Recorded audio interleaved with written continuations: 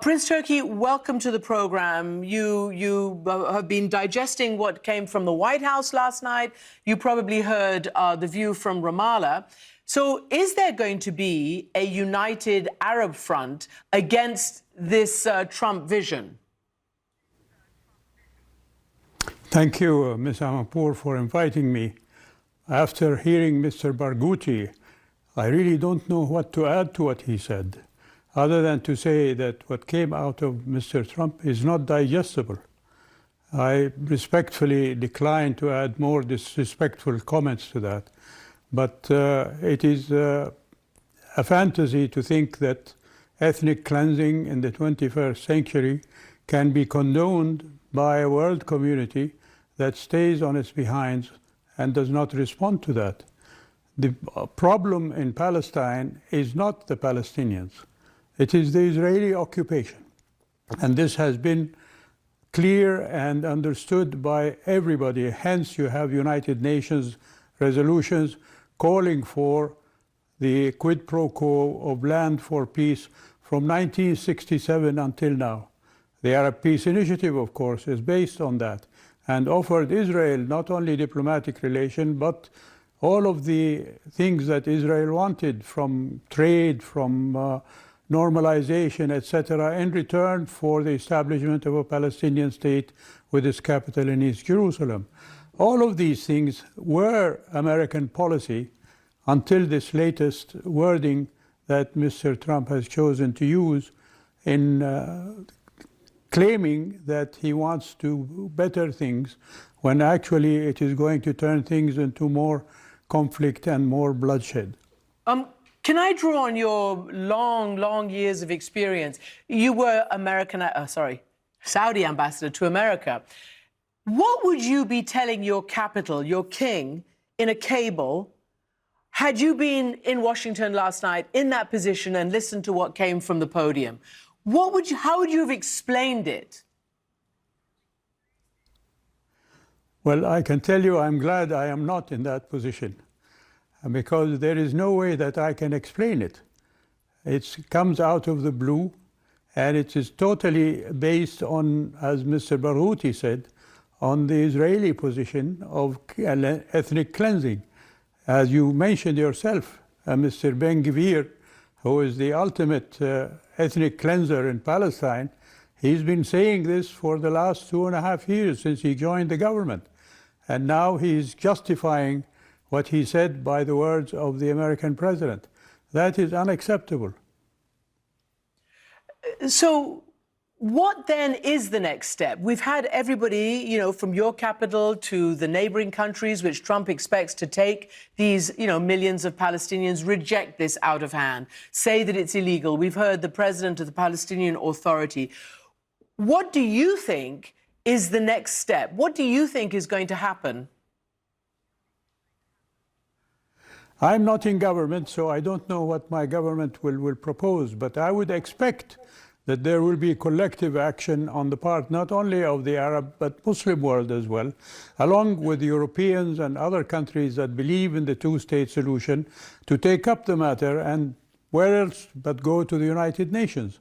And this is the only arena where things like that can be discussed. Unfortunately, with the American veto, I cannot expect that there will be much success in passing any resolutions.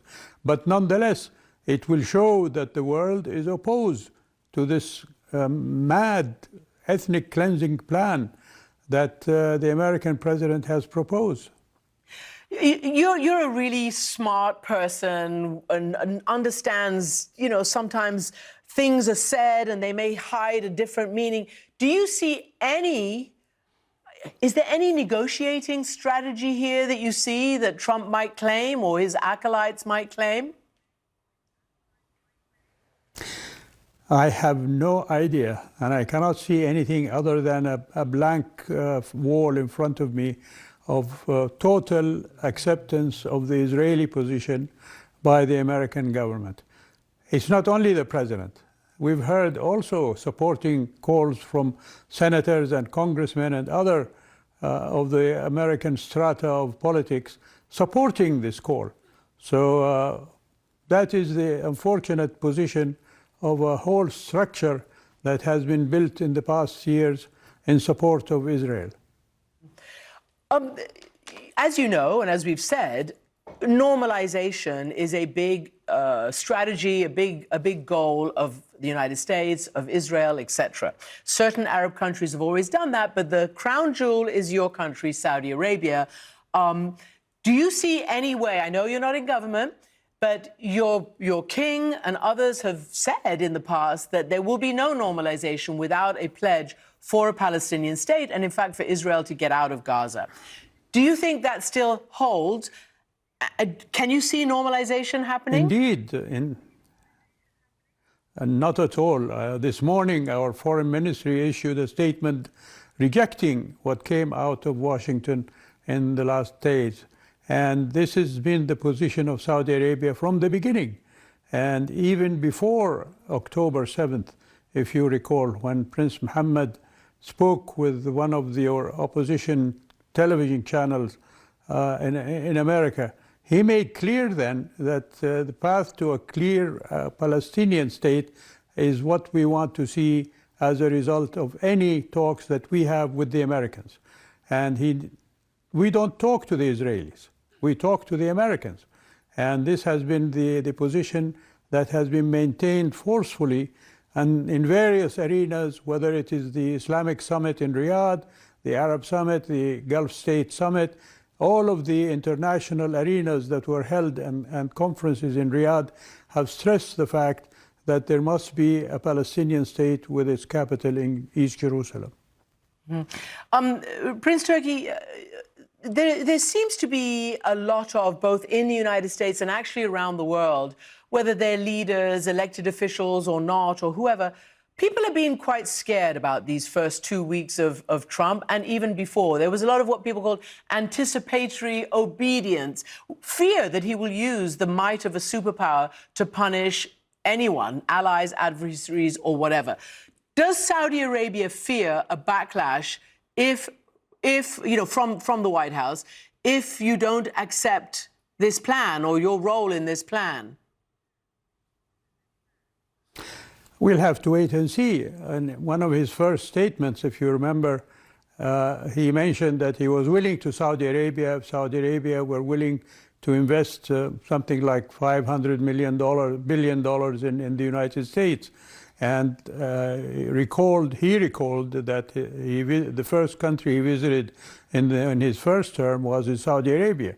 So if he does come here, I'm sure he will get an earful from the leadership here about the not just the unwisdom of what he is proposing, but the downright unfairness and injustice that is really signified and totally placed in this proposal of ethnic cleansing from not only Gaza, but what is happening in the West Bank, as Mr. Barghouti has said. And finally, put on your hat as former spy chief.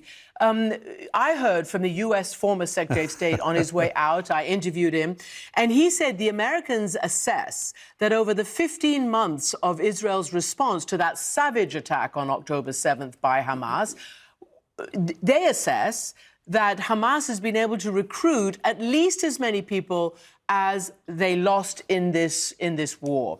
From an intelligence and security perspective, what do you think will happen in terms of recruitment, whether inside or even, I don't know, ISIS or whatever around the region, if this vision takes hold? Well, most definitely in Palestine, it's a question of who cannot contribute themselves to operate with Hamas now.